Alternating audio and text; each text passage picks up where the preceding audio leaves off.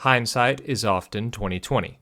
This can be an enormous benefit to the study of history, because for the most part we know the final outcome of the events we examine, and are able to perceive how various complex processes intertwine over centuries to gradually bring about results that would have been imperceptible to those who lived through them.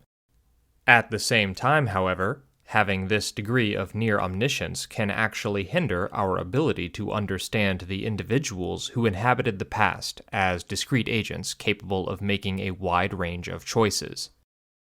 This becomes all the more true when dealing with the ancient past, where centuries of tradition and developments built upon ancient outcomes makes each event seem not just inevitable, but actually necessary.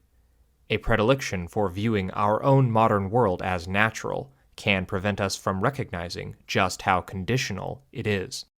In other words, if we aren't careful, then the complex and multifaceted humans of the past, who were just as nuanced and developed as we are, can be treated as little more than characters in a novel, blindly moving towards their fate, as if no other result was possible. The less humanity we give to those who came before us, the more difficult it is to actually glean lessons from their experiences, and history becomes simplified and reduced to nothing more than a canvas upon which a handful of great men chart their own course, while all others are held in silent thrall. For even these great men are subject to forces they cannot fully understand.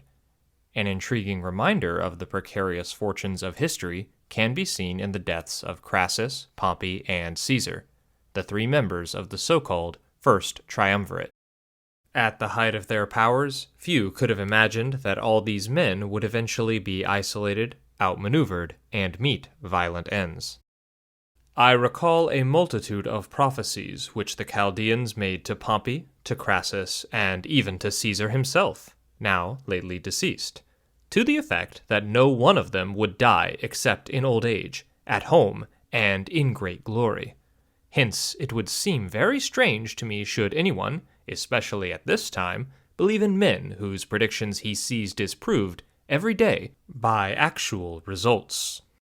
The Eastern soothsayers Cicero references here can be forgiven for expecting long lives and peaceful deaths for the Triumvirs.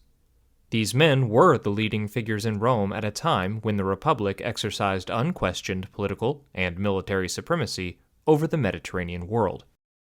In fact, we must suspect that Cicero chose this example carefully, as if to point out that even if the fortune-tellers were not blessed with divine foresight, then they still should have been right.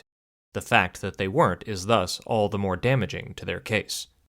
But, though the failed seers may have been left with egg on their face over the premature deaths of the Triumvirs, perhaps we can forgive them for not being able to predict the ends of these men, for each occurred in such a remarkable fashion that they were preserved for all time by numerous ancient writers, and, though a testament to the hubris of each man, in a strange way, the memorable nature of their deaths also serves as a microcosm of political and social instability in the late Republic, further underscoring their status as larger-than-life figures and giving a twisted, great glory to the memory of each man that guaranteed their immortality.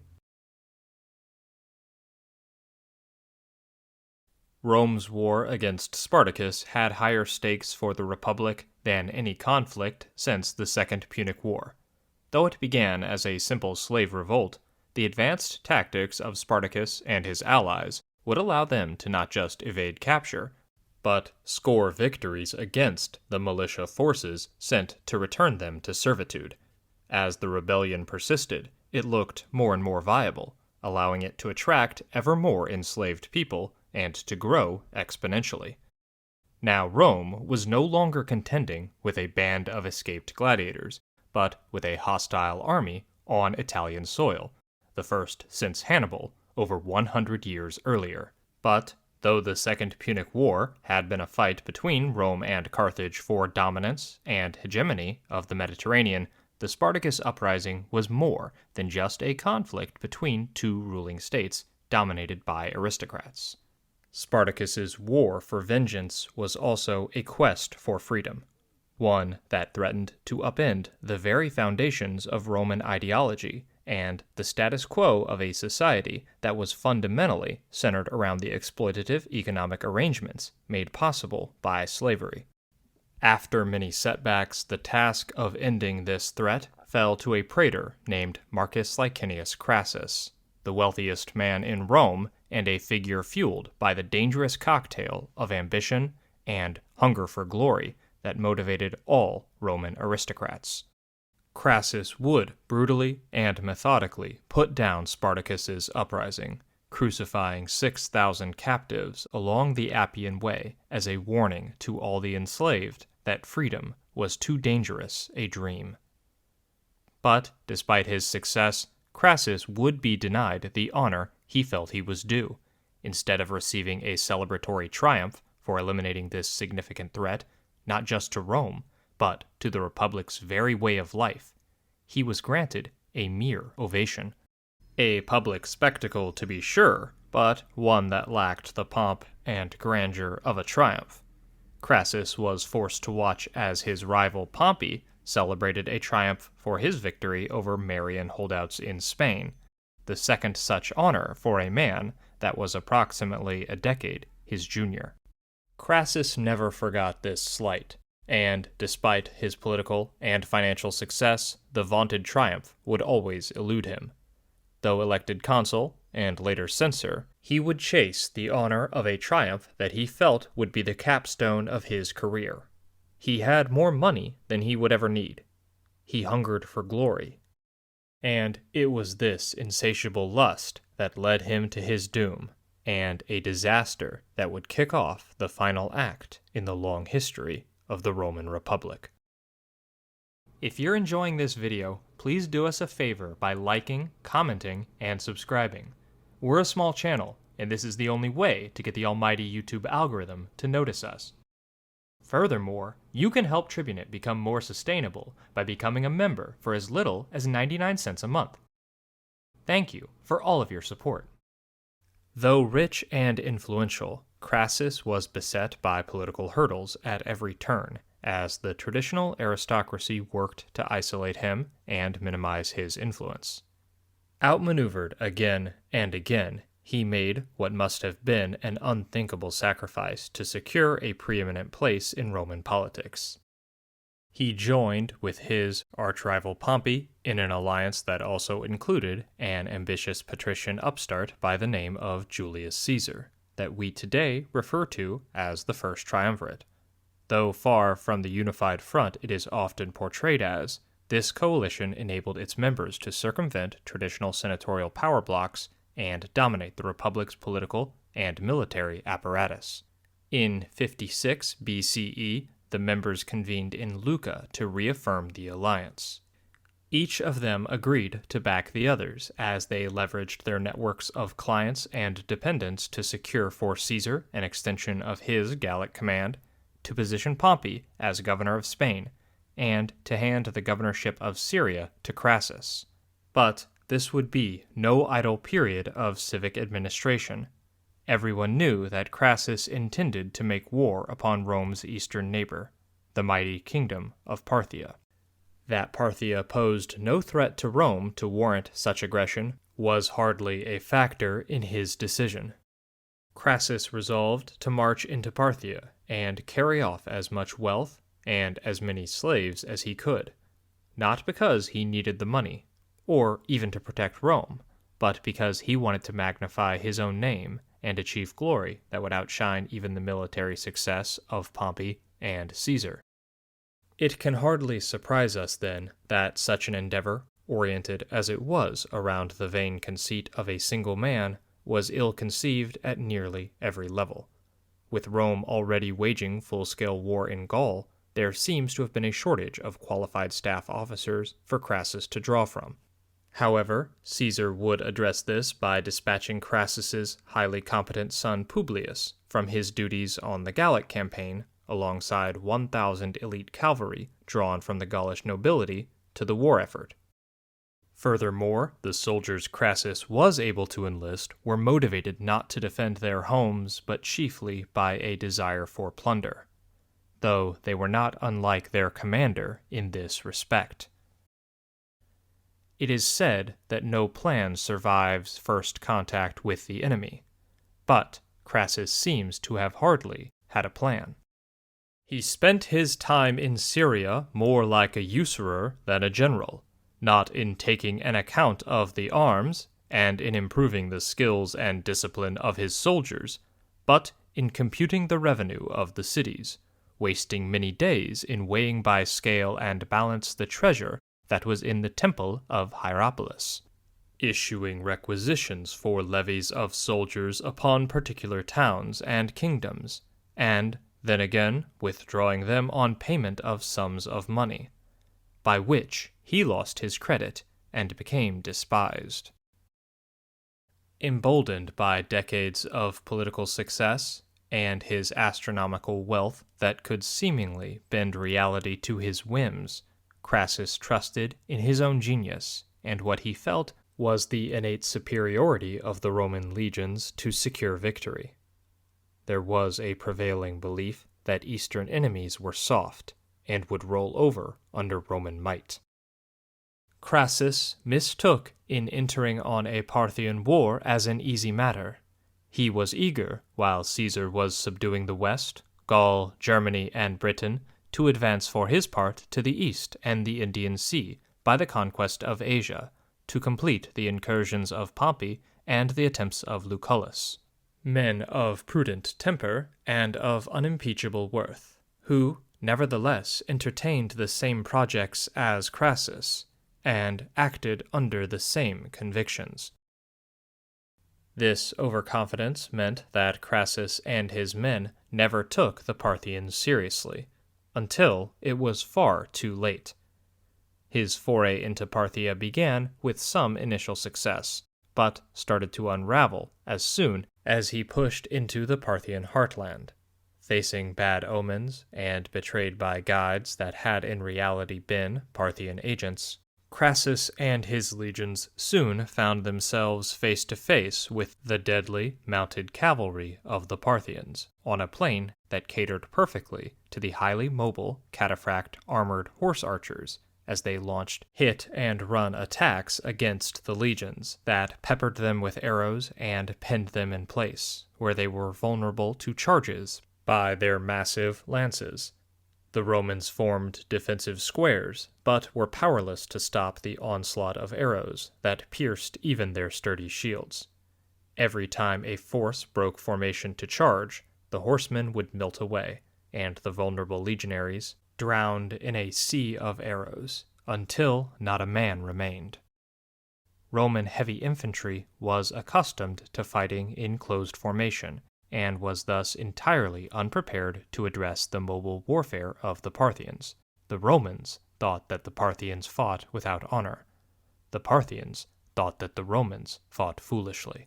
Frustrated by an enemy that fought on its own terms and refused to play to Roman strengths, Crassus would send Publius in command of the Roman cavalry to drive off the horse archers, but this force was utterly routed, and in a move of brutal psychological warfare, the Parthians would return with Publius's head impaled on a spear. The enemy who carried the head of Publius fixed high upon a spear rode close up and displayed it, scornfully asking after his parents and family.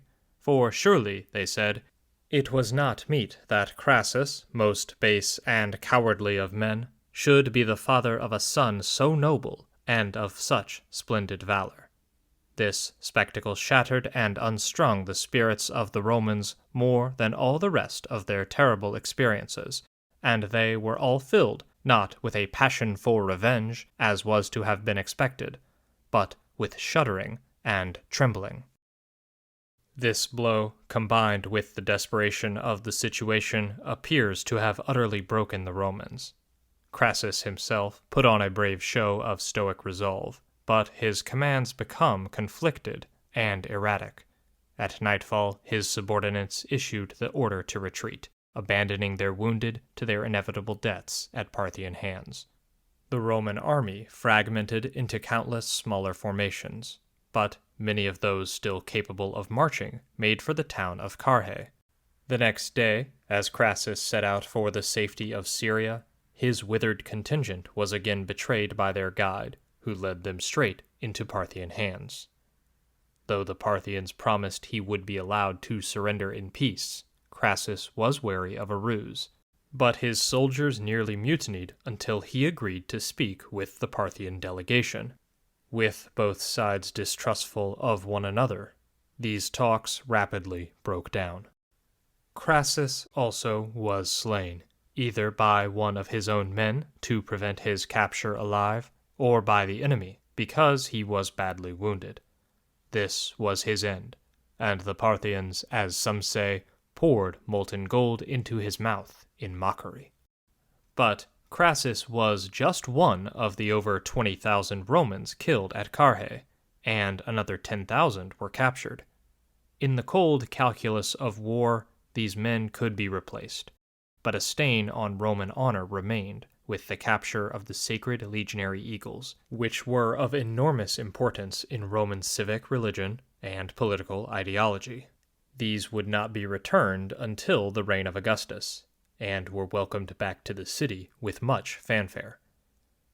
The fate of Crassus reads like a cautionary tale on the dangers of hubris, so much so that scholars believe many of the negative omens he is said to have received were inserted into the tale at later dates to make his adventure look even more ill-informed. Already a successful politician who enjoyed widespread popular backing, Crassus decided that he wanted the one thing his wealth could not buy: a triumph, one earned through the glory of a military conquest that would rival the achievements of Pompey and Caesar. He lay as an example to ordinary minds of the caprice of fortune, but to the wise of inconsiderateness and ambition, who, not content to be superior to so many millions of men, being inferior to two, esteemed himself as the lowest of all.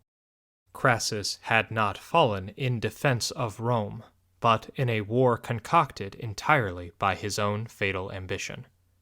We think too narrowly, however, when we place this blame entirely on his shoulders. Had he not led troops into Parthia unprovoked, another Roman, hungry for glory, certainly would have. Indeed, many would in the future, though they now had the pretext of avenging Crassus to provide a flimsy justification. His death, though, should not be mourned, as he was carrying out a war of choice, not one of necessity. These are the conflicts that are often the most fatal to imperial hegemons, not wars undertaken in their own defense, but wars with no goal in mind other than greed. If we want to shed tears, they must be reserved for those whose lives were uprooted by the march of the legions, and either pressed into service in Crassus's army or in the defense force mobilized by the Parthians. One of the many women made into widows by the brief war was Cornelia Metella, the wife of Publius Crassus. As a member of the prominent Cornelia gens, it was not a question of if she would marry again, but when. She was simply too valuable, and her father too influential as one of the leading voices in the anti-Caesar faction, for her to remain a widow. When she did remarry in 52, it sent shockwaves through Rome. Her second husband would be none other than Pompey, a move that marked his growing distance from Caesar and his willingness to align with the narrow clique of elite aristocrats whose stranglehold on the state he had once challenged alongside Crassus and Caesar. The Roman defeat at Carrhae may not have initially looked like much more than an embarrassing debacle that Rome could contain to the immediate region. Certainly, none would have predicted that it would fatally disrupt the Republic itself. But in removing Crassus from the equation, and thus destabilizing the Triumvirate, the tenuous balance between Pompey and Caesar collapsed, paving the way for the Republic's final civil war, and the birth of the empire. Gnaeus Pompeius Magnus had seen it all. Over his decades of distinguished service to the Roman Republic, The politician and general had led armies across the known world. He triumphed 3 times, an honor earned through leading victorious campaigns from Spain in the west to Syria in the east, while also making time to purge the entire Mediterranean of pirates. As the foremost commander of his day, he had traversed the entire Roman world, making Rome's first contact with new peoples and bringing vast swaths of territory under Roman dominion. An adventurer as much as a general, Pompey would even enter the Holy of Holies in the Jerusalem temple, over the strenuous objections of the Jewish priests. The first Roman to subdue the Jews and set foot in their temple by right of conquest was Gnaeus Pompey. Thereafter, it was a matter of common knowledge that there were no representations of the gods within, but that the place was empty, and the secret shrine contained nothing. But over the course of his career, there was one thing that Pompey never knew: defeat. In his previous campaigns, the closest Pompey had come to defeat was against the Marian guerrilla leader Sertorius at the Battle of Lauron, but this was really only a limited setback, and in the decades since, he had swept aside all before him, even overcoming capable commanders such as Mithridates. But the most impressive victory of his career thus far was his win over Caesar at the Battle of Dyrrhachium in 58 BCE. This battle between one-time friends and allies could very well have ended the Roman Civil War. But Pompey had been taken aback by Caesar's sudden flight from the field, and declined to pursue, fearing a ruse. In reality, he had broken Caesar's army, and could have won the war had he acted with resolve. Pompey made a brilliant fight, and at last routed Caesar's whole force and killed 2,000 of them. He did not, however, force his way into their camp with the fugitives, either because he could not, or because he feared to do so, and this led Caesar to say to his friends, "Today, victory would have been with the enemy, if they had had a victor in command." Pompey's track record as a general, combined with his now substantially superior forces, thus made him supremely confident that his next encounter with Caesar would allow him to end the war for good. In the aftermath of the battle, he pursued Caesar further inland, both armies stretching their supply lines, but this favored the more well-stocked Pompeians. Caesar was finally bottled up near Pharsalus, and for days the armies stared one another down, both reluctant to engage, though we know not whether this was cowardice on the part of the commanders, or the last remaining embers of their close friendship manifesting in a hesitance to begin a Roman bloodbath. Eventually, however, Pompey was goaded by the senatorial elites into attacking Caesar, trusting in his skill and his numerical superiority to carry the day for him. The oligarchs were confident. However, the omens were murky, and the day before the battle, Pompey dreamed that as he entered his theater, the people clapped their hands, and that he decorated a temple of Venus Victrix with many spoils. On some accounts he was encouraged, but on others depressed by the dream. He feared lest the race of Caesar, which went back to Venus, was to receive glory and splendor through him. Indeed, it was the negative interpretation that was to be vindicated, as Pompey was abandoned by fortune, and his forces would be utterly routed, his army broken as a cohesive fighting force. Caesar's army was smaller, but it was better trained and much more disciplined. Caesar had also chosen the battlefield well, utilizing terrain to minimize the impact of Pompey's superior numbers, and hugging a river so that any flanking movement could only come from one direction. He also held a small force in reserve that repulsed Pompey's inevitable cavalry charge, which was made up primarily of inexperienced nobles.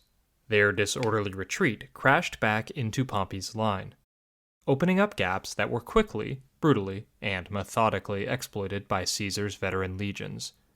Morale rapidly collapsed, and cohesion broke within a matter of minutes as panic and self-preservation overtook honor, orders, and duty. Pompey's army was suddenly no more. The disintegration of the army serves as a reminder of why ancient battles tended to be such lopsided affairs.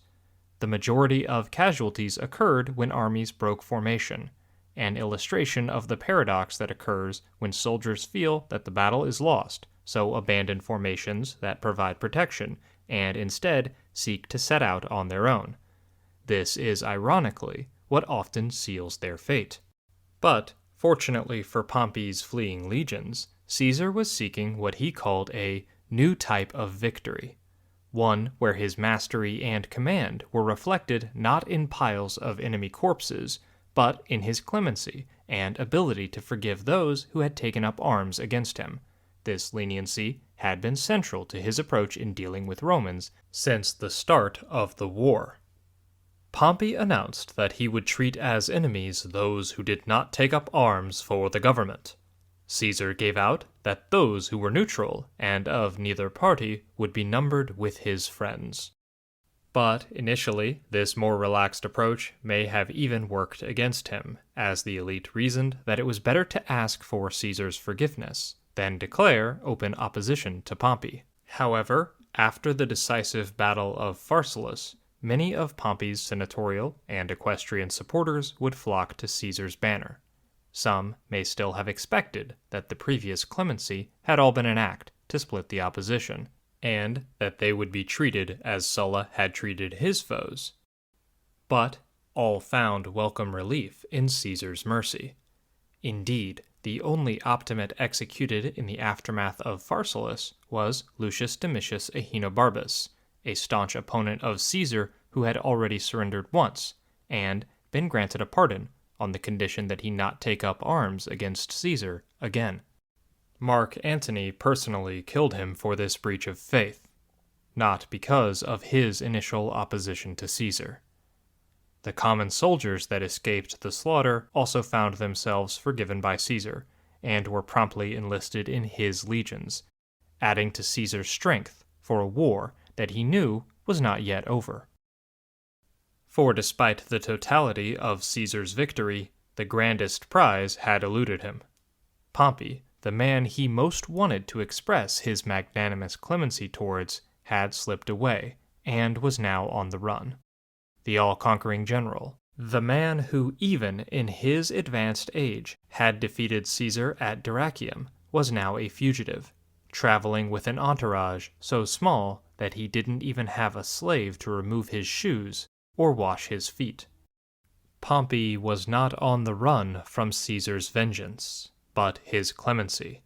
He knew that Caesar sought to end the war through reconciliation, but Pompey could not stomach the idea of being Caesar's equal, let alone his subordinate. His pride was too great to abide anything but the praise he felt he was due as the foremost man in the state. In the words of the poet Lucan, "There will be no loyalty between associates in tyranny, and no power will tolerate a partner." Here, again, we must pause to reflect on who the main driver of the civil war was.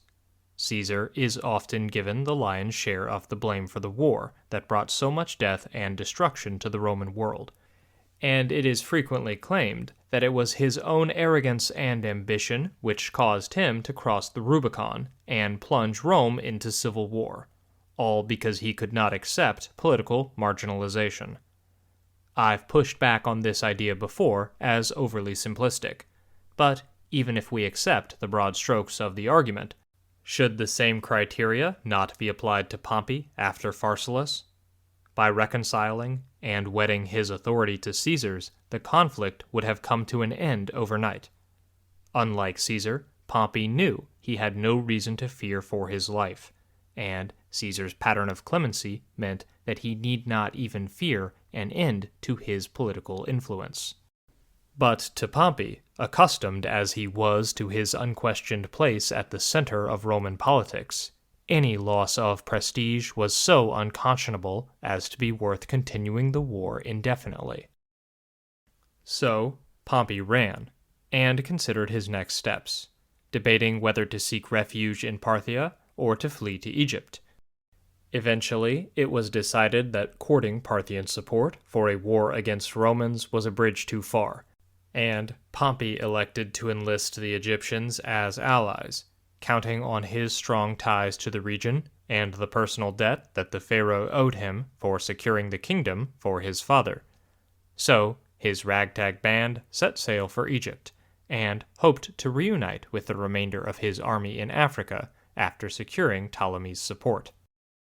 Though this appeared the better option, Pompey knew that there were risks in placing his trust in Ptolemy. But he felt he had no choice. The only alternative was peace. The only alternative was accepting forgiveness and an inferior position in Rome.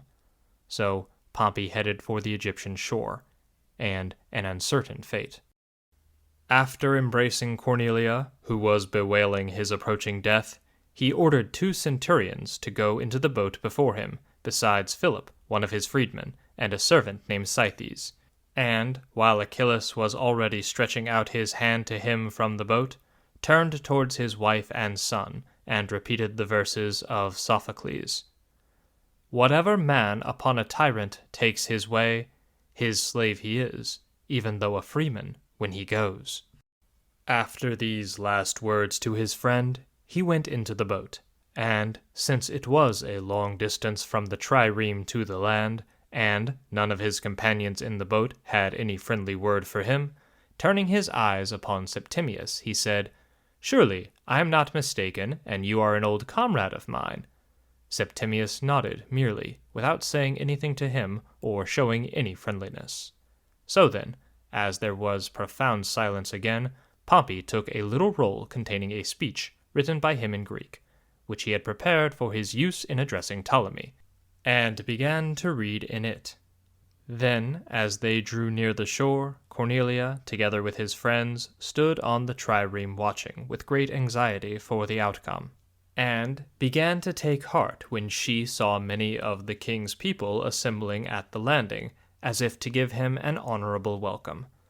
But at this point, while Pompey was clasping the hand of Philip, that he might rise to his feet more easily, Septimius, from behind, ran him through the body with his sword. Then Salvius next, and then Achillas drew their daggers and stabbed him, and Pompey, drawing his toga down over his face with both hands, without an act or a word that was unworthy of himself, but with a groan merely, submitted to their blows. This passage from Plutarch is amongst the most evocative sections of all ancient literature, expertly communicating the desperation of Pompey and the lengths to which he was willing to go to preserve his status in the Republic. It also highlights the blinding hypocrisy of Pompey and his faction, as he complains about the tyranny of the Egyptian monarchs and the blow to his prestige he would suffer by asking for aid. For Pompey was not opposed to this tyranny in principle, but the tyranny of others over himself. He did not bemoan the position that the Egyptians found themselves in, but rather despaired that he was now subject to it himself. Had he won the war, we cannot doubt that Pompey would have installed a regime akin to Sulla's, that placed him atop the state, as an unrivaled dictator with the power of life and death in his hands.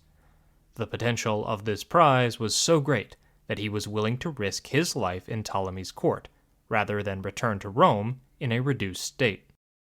Instead, he died a humiliating death, toga drawn over his face, betrayed, and left to rot under the Egyptian sun. When Caesar arrived days later, he punished those who had cut down the great general, and gave Pompey's head the funeral befitting of a man of his stature. Caesar was willing to forgive his foe, but he could not forgive Pompey's murderers.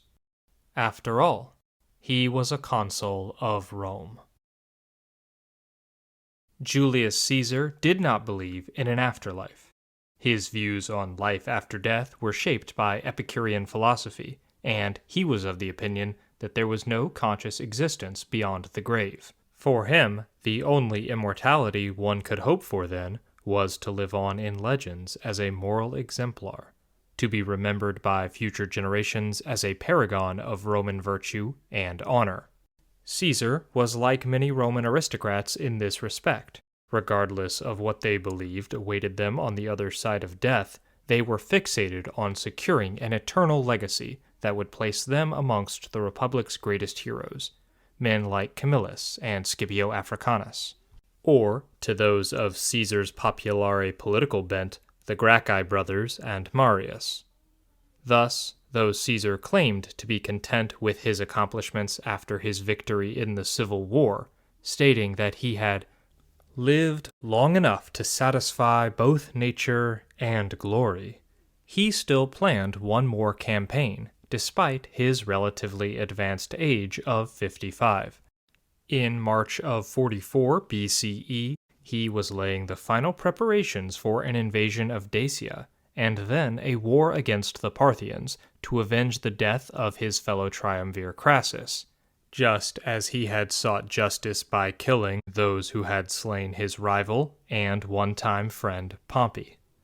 The plan was ambitious, and indicates that despite his statements to the contrary, Caesar was not satisfied with his achievements to date, and felt that his record still needed a bit of polishing if he were to become the most famous Roman of all. Certainly, he did not want his triumph over fellow Romans to be counted as his greatest victory. The conquest of Parthia, then, would be the crowning achievement of Caesar's career, and opponents believed that the glory and honor that would result could lead to his actual crowning. Caesar was supposed to depart Rome to rendezvous with his legions on March 18th, but just days before this, he was cut down on the Ides of March by a conspiracy orchestrated by his friend Brutus, and that included not just staunch Pompeians he had forgiven, but also some of his own once loyal supporters. We cannot know what the results of Caesar's final campaign would have been, if it would have resulted in his name being forever engraved in Roman history, or sullied it with ignominy. But, ironically, it was this event, this tragic death, that would cement Caesar's legacy as a giant of Roman history. For not only did it leave Caesar's work unfinished, but it injected a note of tragedy into the final accounting of Caesar's life, provoking questions that will forever remain unanswered, that would not be posed had he died in his bed at a comfortable old age. But it is not just historians who must wrestle with uncertainty, for the shock of the event sent ripples through every aspect of Roman public life, and proved to be the impetus for the Republic's final series of civil wars, the very outcome Caesar had hoped to end forever by accumulating so much power under his aegis. But it was this very accumulation of power that made his position untenable within the Republic, as men who were just as hungry for glory and eternal fame began to view him as an impediment to their own advancement. Often, it is claimed that the concentration of power in Caesar's new and unique position as perpetual dictator was simply a way of him slowly becoming king, a conscious effort to assume the throne by increments, so as not to offend the fiercely anti-monarchical Romans. Clearly, this effort failed, as he ran afoul of Brutus, but acceding to this framing also requires arbitrarily privileging the perspective of his assassins over real evidence to the contrary. When viewed through the lens of his Parthian campaign, a necessary layer of nuance is added that makes Caesar's approach easier to understand and harder to write off as simple power grabs by an upstart monarch concerned only with his own position. It is obviously impossible to know the true intent of Caesar in the critical months between his arrival in Rome after the conclusion of the Civil War in late 45 and his death on the Ides of March in 44. But all too often, popular retellings of his policies during this critical juncture simply assume that monarchy was the end goal, in effect justifying the assassination as tyrannicide, when in reality Caesar was much more preoccupied with planning his Parthian campaign than he was in permanently reshaping the Roman political order. So, while the logistical and military planning of the Parthian War does not preclude monarchical ambitions, it also offers a potential explanation for Caesar's concentration of power and influence that we cannot ignore when appraising his legacy, and weighing this against the merits of the conspiracy that took his life. Much scholarly ink has been spilled on Caesar's long-term plans for the Roman state, and his position within it. I am not looking to settle that debate here, but to provide another reading of these last months of Caesar's life that places the Parthian War at the forefront of his concerns, as something he viewed as far more pressing than either the establishment of a dynasty or the resurrection of the old republican order. For though Caesar sought to leverage this war to enhance his standing, it was popular among the Roman people, as wars of imperial conquest often are. A longing came over all the Romans alike to avenge Crassus and those who had perished with him, and they felt some hope of subjugating the Parthians then, if ever. They unanimously voted the command of the war to Caesar, and made ample provision for it. But the war was more than just a blind quest for revenge. Parthia had made significant incursions into Roman territory twice since the death of Crassus in 53, and posed a threat to Rome's efforts to solidify its eastern holdings. It was more than simple Roman honor or its sacred legionary standards at stake here then. Parthia had leveraged a period of disorder and civil war to its own advantage, to strengthen its standing in the region. It sensed Roman weakness, and Caesar knew that the raids and harassment would continue indefinitely unless Rome retaliated. But there is reason to suspect that there were pragmatic political goals at work as well. Caesar knew, perhaps better than any of his peers, that the republican polity, as currently constructed, could not tolerate a period of sustained peace. The Roman economic base at this point relied on war not just to seize wealth and slaves, but to ease over social tensions and provide an outlet for simmering class frustrations, from the poorest plebeians to the noblest patrician. If an external enemy could not be identified, then Romans would turn their swords inward, much as they had over the past 50 years, when a suitable foe was lacking. The correlation between external war and internal stability is undeniable for this period of Republican history, and if we can perceive it at the remove of 2 millennia, then doubtless a politician of Caesar's ability was aware as well. He may not have couched his argument in the language of primitive accumulation, but there is no reason to doubt that he was blind to the benefits of such a conflict. Perhaps he believed that a unifying war, one that created shared national purpose while also providing ample opportunities for plunder, was necessary to reconstitute a republic fractured by generations of civil war. For, while the discontent among the future Ides of March conspirators is obvious and thus well known, we cannot overlook that even the Caesarian coalition seems to have been fracturing under the weight of Caesar's permanent place at the apex of Roman politics.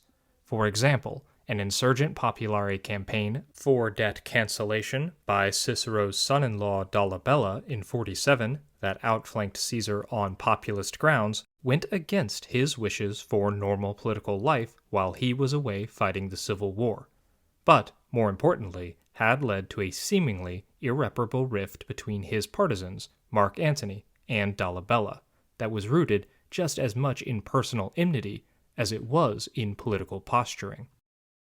The breakdown of unity within his own faction made Caesar realize that despite his victory in the Civil War and the position it afforded him, he was far from the unquestioned master of Roman politics that we can sometimes perceive him as. In recognition of this, he decided to perform the unprecedented task of overseeing elections for 3 successive years of magistracies simultaneously. He did not want to risk a magistrate acting to disrupt peace and order on the Roman scene while he was abroad fighting the Parthians. Critically, we must recognize that the danger of disruption was perceived as emanating from ambitious populares spearheading reform campaigns to the same degree that Caesar would have worried about constitutionalist conservatives undermining the post-Civil War settlement. So, while the accelerated elections were a display of Caesar's unprecedented new power, we should also read them as an acknowledgement of his relative weakness. Though it seems that these elections were carried out in a somewhat constitutional fashion, it should be no surprise that Caesar's hand-picked candidates won all the offices for which they stood. Republican in form, but not function, critics perceived these elections as little more than underhanded appointments by Caesar of his loyalists to the most powerful positions in the state. They worried, not without reason, that these practices would continue after his return from the East, and that their opportunities for advancement would be determined by Caesar's affinity for them, as well as their pledges to respect his post-war order, instead of their relative merits as scions of grand noble lineages. We can thus understand why even those who fought on his side during the Civil War found the status quo untenable. Again, our ignorance of Caesar's long-term plans places us in a bind, but it does allow us to recognize just how much perception of a regime matters more than reality to its stakeholders, something that becomes more significant when the decision-making process is highly centralized or opaque. It is my belief that uncertainty regarding Caesar's plans for magisterial elections had a much greater impact on the conspirators' choices than the supposed slights and faux pas that Caesar is recorded as having made to the dignity of the Senate, many accounts of which reek of later embellishment.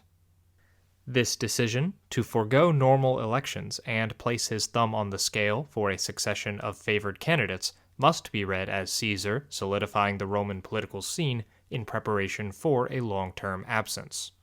Thus, the view of him as a potential monarch by the Roman elite is inextricably tied to his plans for a war with Parthia.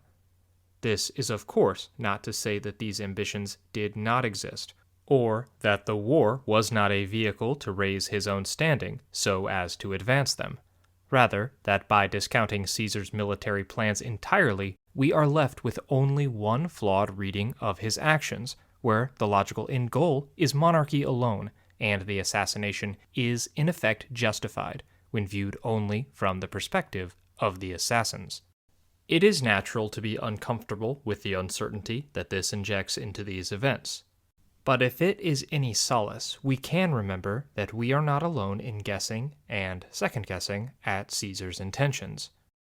This lack of clarity would only enhance fears that he sought a crown, and a rumor spread that the Sibylline oracles decreed that Parthia could only be conquered by a Roman monarch. Plutarch reports that this frightened his opponents and spurred them to action. The most open and deadly hatred toward him was produced by his passion for the royal power.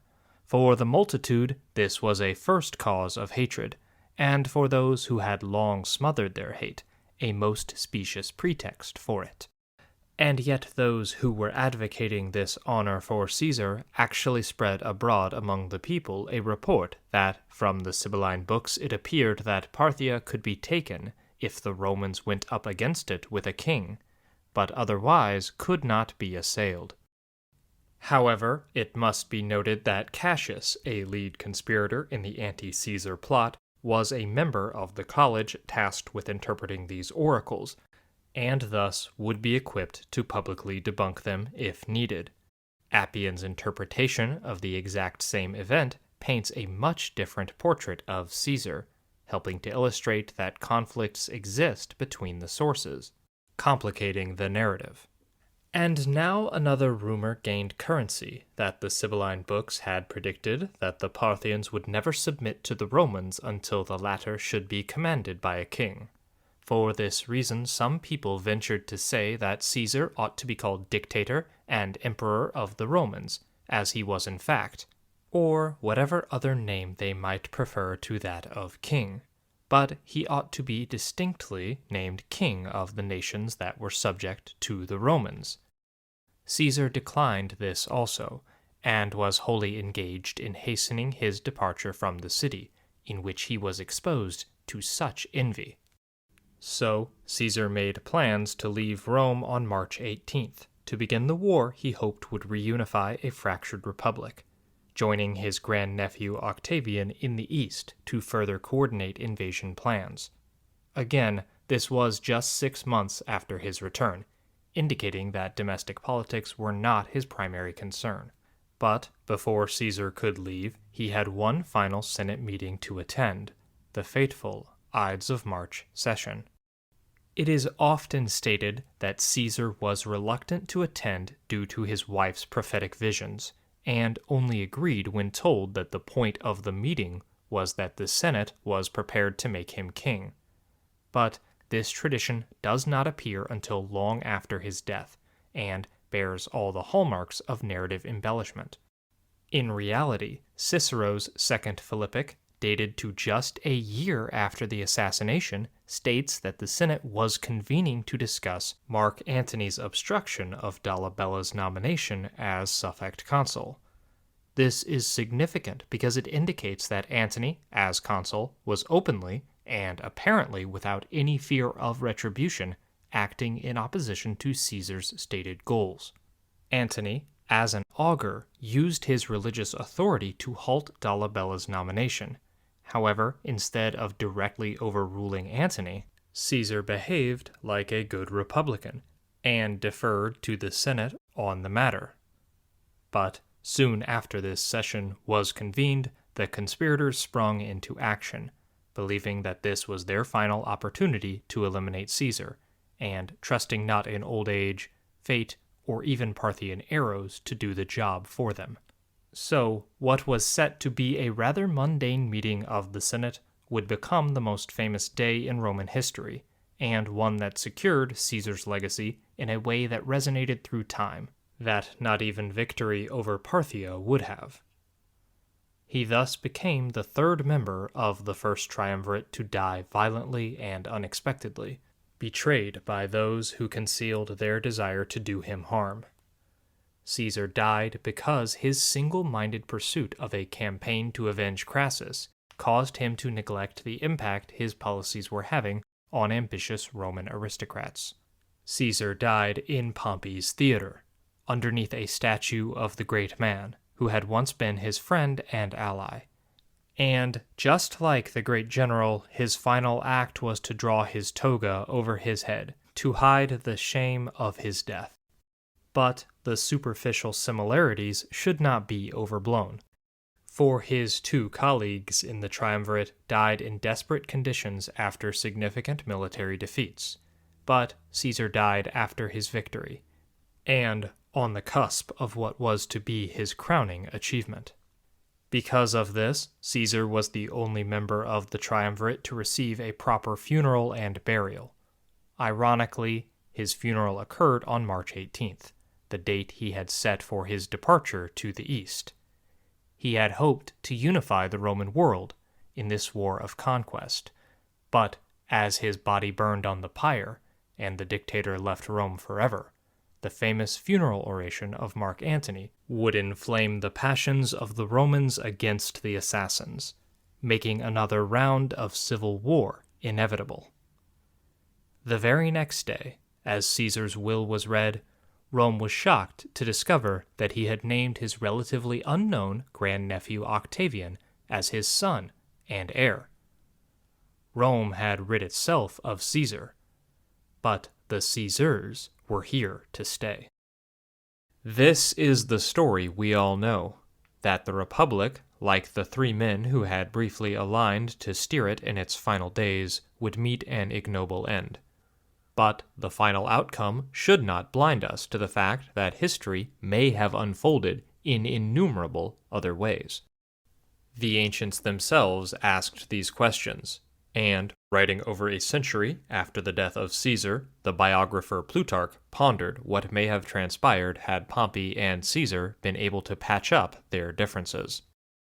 For, had they now been willing quietly to govern and enjoy what they had conquered, the greatest and best part of earth and sea was subject to them, and if they still desired to gratify their thirst for trophies and triumphs, they might have had their fill of wars with Parthians or Germans. Besides, a great task still remained in the subjugation of Scythia and India, and here their greed would have had no inglorious excuse in the civilization of barbarous peoples. And what Scythian horse, or Parthian archery, or Indian wealth could have checked 70,000 Romans coming up in arms under the leadership of Pompey and Caesar, whose names those nations had heard of long before that of Rome? So remote and various and savage were the peoples which they had attacked and conquered. Had the prophecies of the Chaldeans that Cicero described held true, then this is one possible outcome. But before we mourn the lost glory or the unrealized triumphs of the Republic, we should remember that there are two sides to conquest. That victory for one must always be accompanied by defeat for another. That history transpired as it did, that the Triumvirs divided and fell one by one, can be viewed as a tragedy. But if we follow Plutarch's logic, I don't think that the people of Parthia, Germany, Scythia, or India would feel the same.